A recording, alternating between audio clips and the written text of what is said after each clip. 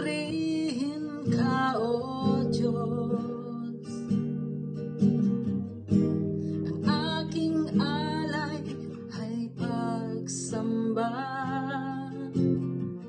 kaluwalhatian, buong karangalan, kapangyarihan mo'y walang katulad.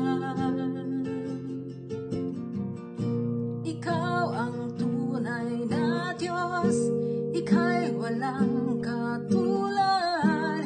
Ika'y nag-iisa, ikaw lamang, wala nang iba.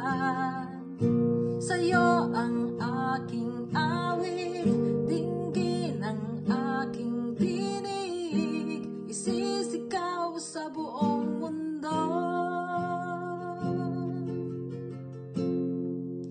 Kadakilaan mo.